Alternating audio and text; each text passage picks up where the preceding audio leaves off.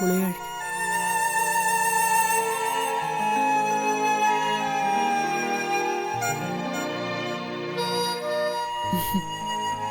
എന്താ മോളെ ഇതൊക്കെ? എല്ലാവർക്കും ഓരോ ജോഡി ഡ്രസ്സ് ഞാൻ എടുത്തു. എന്തിനാ മോളെ ഇപ്പൊ ഇതൊക്കെ എടുക്കാൻ പോയത്? ആദ്യത്തെ ശമ്പളം കിട്ടിയപ്പോ ചെയ്യണമെന്ന് കരുതിയതാ. അന്നത് നടക്കാതെ പോയി. ഡാ ചിറ്റപ്പ, ചിറ്റപ്പനൊരു മുണ്ടും ഷർട്ടുവാ.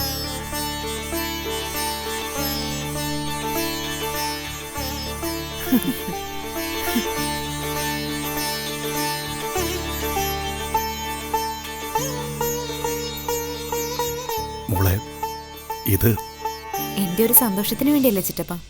നീ ഞങ്ങളുടെ കൂടെ വന്നിട്ട് വർഷങ്ങൾ എത്രയായി? ഇന്നേ വരെ നിനക്കൊരു തുണി എടുത്തു തരാൻ എനിക്ക് തോന്നിയില്ല. അതൊന്നും സാരമില്ല ചിറ്റപ്പ. അതിനേക്കാൾ ഞാൻ വിലമതിക്കുന്നതല്ലേ ചിറ്റപ്പൻ തരുന്ന സ്നേഹം. എല്ലാ ഓണത്തിനും നിങ്ങൾ സ്വന്തം മക്കൾക്ക് ഡ്രസ്സ് എടുത്തു കൊടുക്കുമ്പോൾ നെഞ്ചുപൊട്ടി ഇവളുടെ കാര്യം ഞാൻ ഓർത്തിട്ടുണ്ട്. കുഞ്ഞമ്മ പഴയതൊന്നും പറഞ്ഞ് ചിറ്റപ്പനെ ഇനി നോവിക്കരുത്. എനിക്കൊരു സാരി വാങ്ങിത്തരാൻ ചിറ്റപ്പൻ ഇനിയും കഴിയും. അടുത്ത ഓണത്തിന് ഞാനത് ചിറ്റപ്പന്റെ കയ്യിൽ നിന്ന് വാങ്ങുകയും ചെയ്യും. മോളെ, ഇനിയും നീ എന്നെ തോൽപ്പിക്കരുത്. എനിക്ക് കാണേണ്ടത് ഞങ്ങളുടെ മുമ്പിൽ ചിറ്റപ്പൻ എപ്പോഴും വലിയ ആളായി നിൽക്കുന്നതാ. ചിറ്റപ്പന്റെ തണലേ ഞങ്ങൾക്കുള്ളൂ. ഇത് കുഞ്ഞമ്മയ്ക്കൊരു സാരി.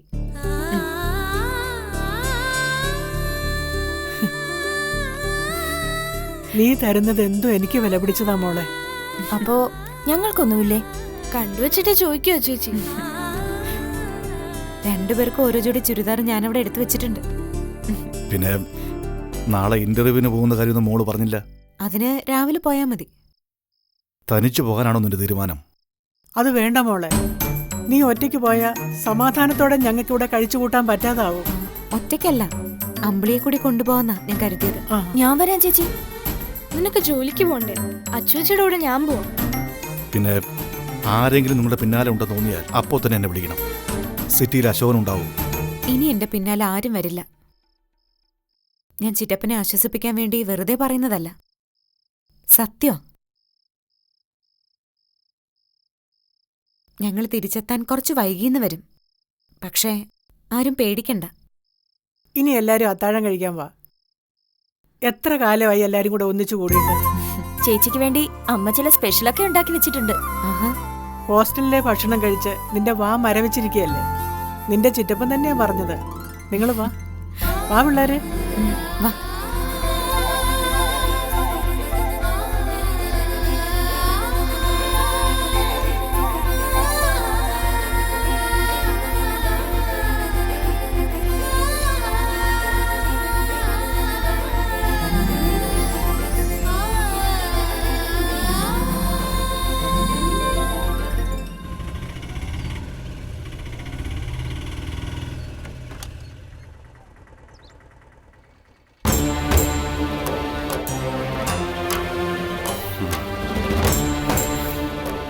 നടക്ക്. മോനെ, നിന്നെ ജീവനോടെ കാണാൻ കഴിഞ്ഞല്ലോടാ. അമ്മയും പെങ്ങളും ഉണ്ടെന്നുള്ള തോന്നൽ പോലും നിനക്കില്ലാതെ പോയല്ലോടാ ദ്രോഹി. ബ്രാക്കും വിളിയൊക്കെ നീ ഒന്ന് നിർത്ത് പ്രമീളെ. ഇവനെ ജാമ്യത്തിലെടുക്കാൻ ഞാൻ പെട്ട പാട് എനിക്കേ അറിയാവൂ. 2 ക്രിമിനൽ കേസുകളാ ഇവന്റെ പേരിലുള്ളത്. പട്ടാപ്പകൽ ഒരു പെൺകുട്ടിയെ തട്ടിക്കൊണ്ടുപോകാൻ ശ്രമിച്ചതിനും രാജപ്പന്റെ നേരെയുള്ള വധശ്രമത്തിനും. പിന്നെ നീ എന്താ കരുതിയത്? ജാമ്യമേ കിട്ടിയിട്ടുള്ളൂ, ശിക്ഷ പിന്നാലെ വന്നോളൂ. നിന്റെ മോൻ എത്ര കാലം അകത്ത് കിടക്കുമെന്ന് കാണാൻ പോകുന്നേ ഉള്ളൂ. എന്റെ അനിയനായതുകൊണ്ട് പറയുന്നതല്ല, കുടുംബത്തിന് വേണ്ടി മാത്രം ജീവിച്ചവനാ പുഷ്കരൻ. അവനൊരു സാമ്പത്തിക തട്ടിപ്പിൽ പെട്ടതും നിങ്ങൾക്ക് വേണ്ടിയാണ്. കണ്ണടച്ചു കളയാൻ തോന്നാത്തതുകൊണ്ടാ നാണം കെട്ട കാര്യമായിട്ടും ഞാൻ ഇറങ്ങിയത്. കേസ് പറയാൻ എന്തെങ്കിലും ബാക്കിയുണ്ടോ?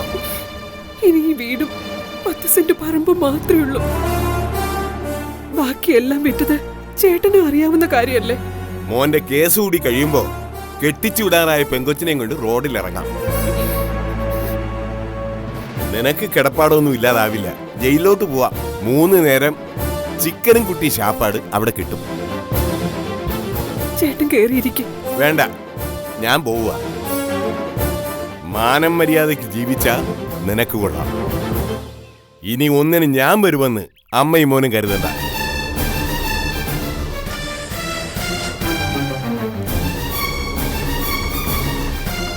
വലിച്ചു പറഞ്ഞത് കേട്ടില്ലേടാ? നിങ്ങൾ നിങ്ങളുടെ കാര്യം നോക്ക്.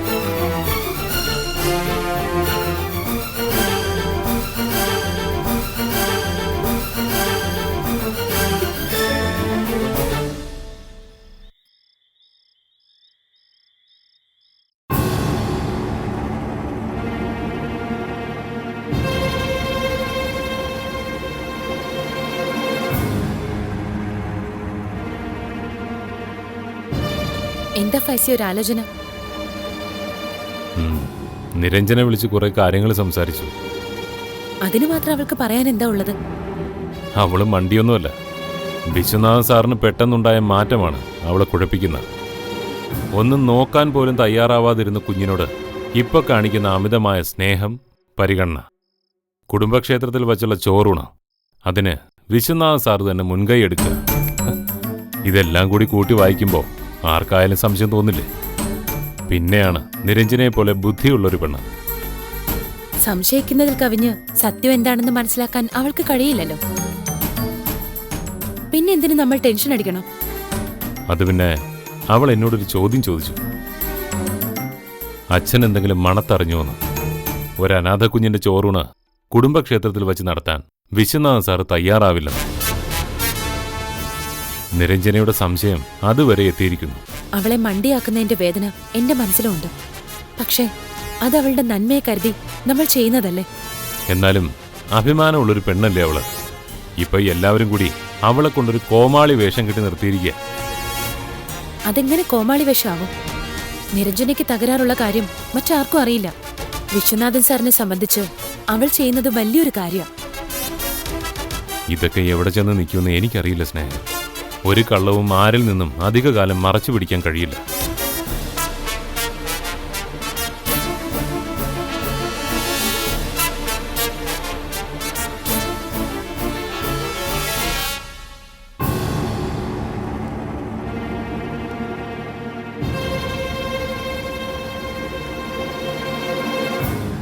എടാ, നിനക്കിപ്പോഴും എന്നോട് പിണക്കമാണെന്ന് എനിക്കറിയാം.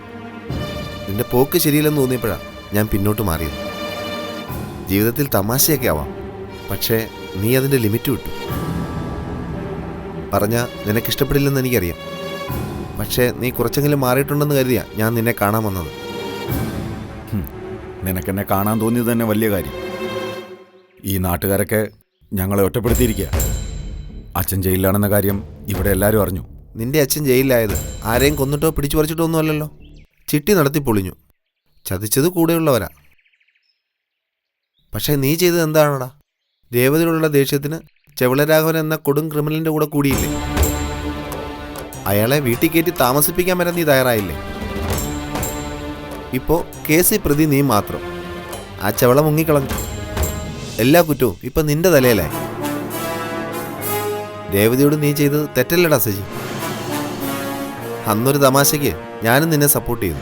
പക്ഷേ അവളെ തട്ടിക്കൊണ്ടുപോകാൻ ശ്രമിക്കുമെന്നൊക്കെ വെച്ചാൽ മോശമല്ലടാ അതൊക്കെ. നിനക്കും ഒരു അനിയത്തിയില്ലടാ. ഇനി എങ്ങനെയെങ്കിലും കേസിൽ നിന്ന് ഊരിപ്പോനാ നീ നോക്കേണ്ടത്.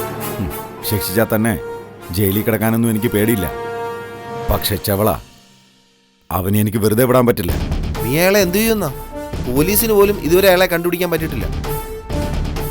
വീട്ടിൽ കയറ്റാൻ കൊള്ളാത്ത വൃത്തികെട്ടവൻ അവനെന്ന് ഞാൻ പിന്നീടാ മനസ്സിലാക്കിയത്. ഭീഷണിപ്പെടുത്തി നിർത്തിയിരിക്കുക അവനെന്നെ. ഇനി അവന് ഞാൻ പണി കൊടുക്കൂടാ.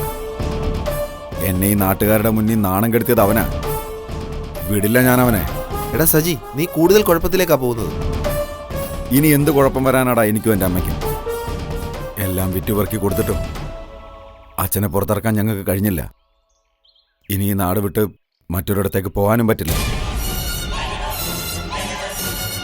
എനിക്കിനി ഈ കേസിൽ നിന്ന് രക്ഷപ്പെടാൻ ഒരു വഴിയേ ഉള്ളൂ.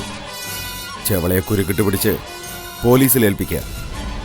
ഒരിക്കൽ കൂടി അവന് ഞാൻ ഈ റോസ്മലയിൽ വരുത്തും. ദൈവമേ, കേട്ടിട്ട് എന്നിട്ട് പേടി കൊണ്ട് വിറയ്ക്കോ ഞാൻ. എനിക്ക് ജോലി കിട്ടിയാലും സ്വസ്ഥമായി ആ മനുഷ്യനെ എന്നെ ജീവിക്കാൻ സമ്മതിക്കില്ലെന്ന് എനിക്കറിയായിരുന്നു. അയാളുടെ കണ്ണിൽ നിന്നും രക്ഷപ്പെടാൻ ഒരു വഴിയില്ലാന്ന് തിരിച്ചറിഞ്ഞിട്ടാ ഞാൻ ആ വീട്ടിൽ തന്നെ നിന്നത്. അച്ചുവേച്ചിയുടെ ധൈര്യം അപാരം തന്നെ. കൊന്നുകളയാൻ തന്നെ അയാള് വന്നത്. ജീവിതം ഇങ്ങനെയൊക്കെ തന്നെയാ മോളെ. ഓരോരുത്തരും അവരുടെ സ്വാർത്ഥ ലാഭത്തിന് വേണ്ടി പരിശ്രമിക്കുന്നു. വിശ്വനാഥൻ സാറിനെ ഞാൻ കുറ്റം പറയില്ല. അവർക്ക് വലുത് മകന്റെയും മരുമകളുടെയും ഭാവിയാണ്. അന്ന് അവിടെ തീരേണ്ടതായിരുന്നു എന്റെ ജീവിതം. ഭാഗ്യത്തിന് നിലവിളി കേട്ട് നിരഞ്ജനെ ഉണർന്നു. അയാളിലൊരു വിശ്വാസം ഉണ്ടാക്കിയെടുക്കാൻ എനിക്ക് കഴിഞ്ഞത് അതുകൊണ്ടാ. അയാൾക്ക് അച്ചുവേച്ചി വിശ്വാസം ഉണ്ടെന്ന് എങ്ങനെ ഉറപ്പിച്ചു പറയാൻ കഴിയും? ഇനി എന്നെ അയാൾക്ക് ദ്രോഹിക്കാനാവില്ല മോളെ. ഞാനൊരു ഭീഷണിയല്ലാന്ന് തിരിച്ചറിഞ്ഞിട്ടാ അയാൾ മടങ്ങിപ്പോയത്. അപ്പോ എന്റെ അച്ചുവേച്ചിയെ മനസ്സിലാക്കാൻ അയാൾക്ക് കഴിഞ്ഞിട്ടുണ്ടാവും. എങ്കിൽ കുറ്റബോധം തോന്നും. അതുണ്ടായിട്ടല്ലേ ഞാൻ പോകുന്നതിന് മുൻപ് മോന്റെ ചോറൂണ് നടത്താൻ താല്പര്യം കാണിച്ചത്. ആലിസിന് പങ്കെടുക്കാമല്ലോ എന്ന് പറയുകയും ചെയ്തു. അച്ചുവേച്ചി എല്ലാരും തിരിച്ചറിയുമ്പോ ഒരുപാട് വൈകിപ്പോവും. എന്താ അച്ചുവേച്ചിയുടെ ജീവിതം മാത്രം ഇങ്ങനെ ആയിപ്പോയത്? അങ്ങനെ ആരെങ്കിലുമൊക്കെ വേണ്ടേ മോളെ ഈ ലോകത്ത്. അപ്പോഴും ഇപ്പോഴും അച്ചുവേച്ചിക്ക് ആരോടും പരാതിയും പരിഭവവും ഒന്നുമില്ല. കിന്നാരം പറിച്ചില് ഇതുവരെയും തീർന്നില്ലേ? ഇത്രയ്ക്കും പറയാൻ എന്താ ഉള്ളത്? രാവിലെ പോവേണ്ടതല്ലേ? അച്ചുവെച്ചി കിടക്കുന്നില്ലേ? ഇപ്പൊ കിടക്കാൻ മോളെ.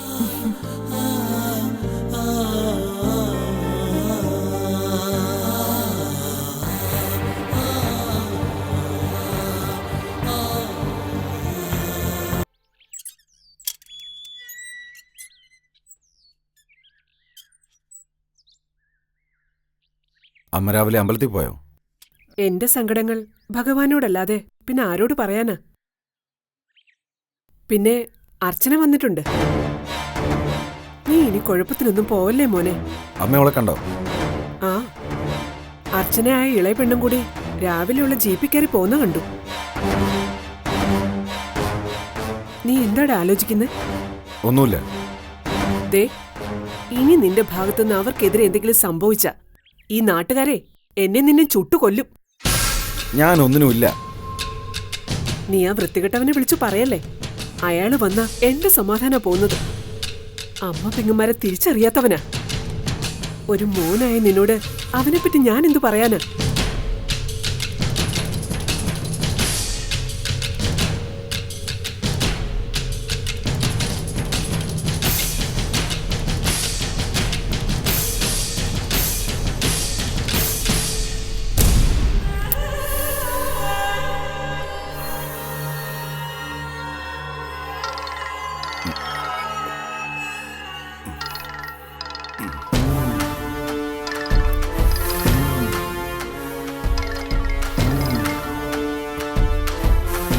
എന്താടാ,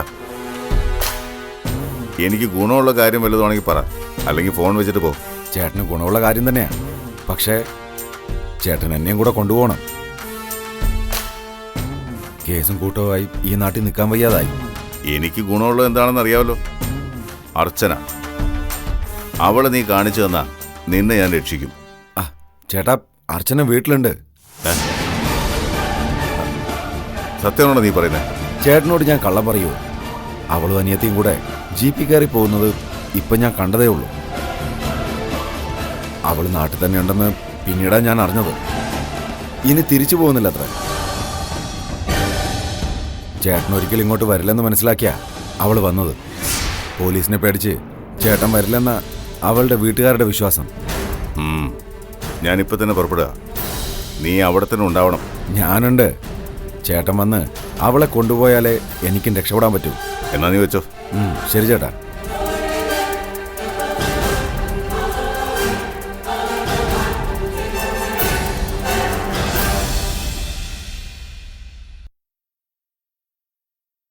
അഴകേശൻ ബാഗ് കൊണ്ടുപോയി അച്ഛൻ റൂമിൽ കൊണ്ടുവെക്കാം. ശരിയമ്മ. ആ ശരി, ഞാൻ അങ്ങോട്ട് വിളിച്ചോളാം. അമ്മയെ ഹോസ്പിറ്റലാക്കി ഈ സമയത്ത് അച്ഛൻ വരേണ്ടിയിരുന്നില്ല. ഇവിടുത്തെ വിവരങ്ങൾ അറിഞ്ഞിട്ട് എങ്ങനെ വരാതിരിക്കും? മാത്രമല്ല ഭാഗ്യത്തിൻ്റേത് ആയുർവേദ ട്രീറ്റ്മെൻ്റ് അല്ലേ, കൂടെ ആൾ വേണമെന്ന് നിർബന്ധമൊന്നുമില്ല. എത്ര ദിവസത്തേക്കാ ട്രീറ്റ്മെന്റ്? 2 ആഴ്ചയെങ്കിലും കുറഞ്ഞത് വേണം. പിന്നെ ഭാമിനി ചെറിയ പ്രശ്നങ്ങളൊന്നുമല്ല ഉണ്ടാക്കിയെന്ന് എനിക്ക് മനസ്സിലായി. അതൊക്കെ ഓർത്താ എന്റെ ശരീരം വിറയ്ക്കും. ആലീസ് ഇല്ലായിരുന്നെങ്കിൽ എന്റെ കുഞ്ഞിനെ അവർ കടത്തിക്കൊണ്ടുപോയേനെ. വലിയൊരു അപകടത്തിൽ നിന്നാണ് എൻ്റെ മോള് രക്ഷപ്പെട്ടത്, അതും തലനാരിഴയ്ക്ക്. പിന്നെ എവിടെ ആലീസ്? അവൾ 2 ദിവസത്തെ അവധി ചോദിച്ച് വീട്ടിലേക്ക് പോയി. ഏതായാലും അച്ഛൻ ഇന്ന് തന്നെ വന്നത് നന്നായി. ഞാനും മോനും ഒറ്റയ്ക്കല്ലേ ഉള്ളൂ ഇവിടെ. മോനെ എനിക്കൊന്ന് കാണണം. അച്ഛൻ എന്നാ ഫ്രഷ് ആവാ, ഞാൻ ഒരു ചായ എടുക്കാം.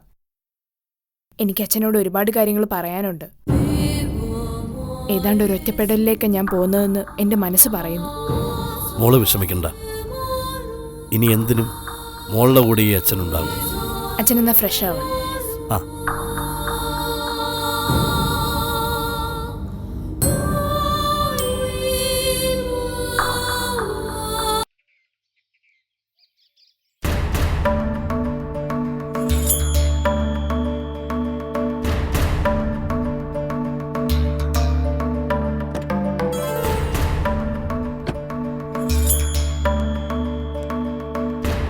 നിന്റെ ഇന്റർവ്യൂ എങ്ങനെ ഉണ്ടായിരുന്നു? കുഴപ്പമില്ലായിരുന്നു സർ. പിന്നെ സാറിന് തന്നെ കാണണമെന്ന് പറഞ്ഞേ. നീ വീട്ടിലേക്ക് പോയെന്ന് നിരഞ്ജന പറഞ്ഞു. പക്ഷേ എവിടേക്കാ പോയതെന്ന് എനിക്കറിയില്ലല്ലോ. സാറിന് ഇപ്പോഴും എന്റെ കാര്യത്തിൽ സംശയമുണ്ടല്ലേ? അത് നിന്റെ തെറ്റിദ്ധാരണയാ. പക്ഷെ നിനക്ക് എന്ത് സംഭവിച്ചാലും അത് ഞാൻ അറിഞ്ഞിരിക്കണമെന്ന് എനിക്ക് നിർബന്ധമുണ്ട്. സുധി വരുന്നതിനെ കുറിച്ച് എന്തെങ്കിലും വിവരം കിട്ടിയോ? ഇല്ല സർ. ആ, അവൻ ഉടനെ വരുമെന്ന് തന്നെയാ എന്റെ കണക്കൂട്ടല്. അതിനു മുമ്പ് കുഞ്ഞിന്റെ ചോറൂണ് നടത്തണമെന്ന് ഞാൻ തീരുമാനിച്ചത് നിന്നെ ഓർത്താ.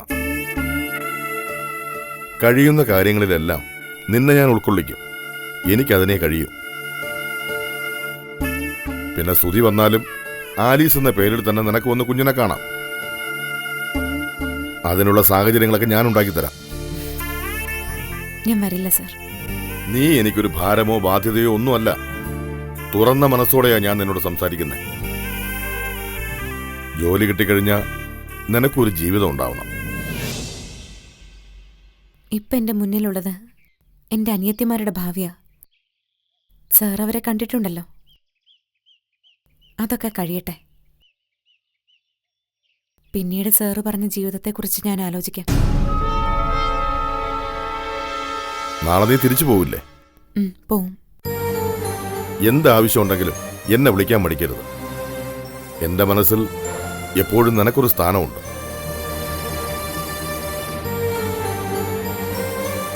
ശരി, അധിക നേരം എനിക്കിവിടെ സംസാരിക്കാൻ പറ്റില്ല. എന്നാ പിന്നെ ഞാൻ പോട്ടെ. ശരി സർ.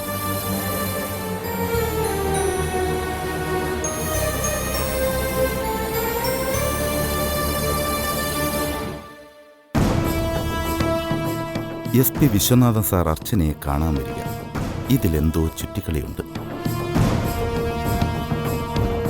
എന്താ ചേച്ചി അയാള് പറഞ്ഞിട്ട് പോയത്? അത് പിന്നെ ഞാൻ പെട്ടെന്ന് തിരിച്ചു വന്നതിന്റെ കാരണം അന്വേഷിച്ചതാ. വാ നമുക്ക് പോവാം.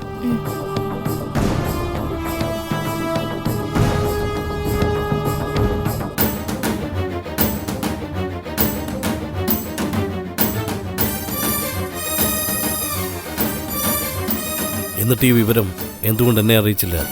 അത് പറയാനുള്ള സാഹചര്യം ഉണ്ടായില്ല. ആന്റിയുടെ കാര്യത്തിൽ അച്ഛൻ എന്നിൽ നിന്ന് ഒരുപാട് ദൂരം അകന്നു കഴിഞ്ഞിരുന്നു. പിന്നെ ഞാൻ എങ്ങനെ പറയും കുഞ്ഞ് സുധിയുടേതാണെന്ന്? വിശ്വനാഥനോ ജയന്തിക്കോ ഈ വിവരം അറിയുമോ? ഇല്ല.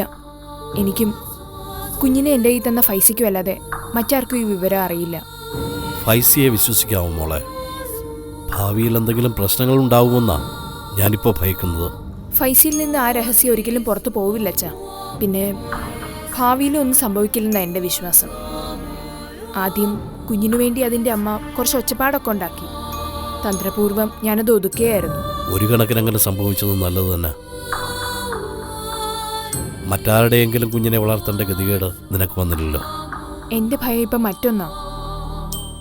കുഞ്ഞിനെ ഒന്ന് നോക്കാൻ കൂടി തയ്യാറാവാത്ത സുധിയുടെ അച്ഛൻ ഇപ്പൊ കുഞ്ഞിന്റെ കാര്യത്തിൽ അമിതമായ താല്പര്യമാണ് കാണിക്കുന്നത്. അതൊക്കെ കാണുമ്പം സുധിയുടെ അച്ഛൻ എന്തെങ്കിലും സൂചന കിട്ടിയോന്ന് ഒരു പേടിയും തോന്നുന്നുണ്ട്.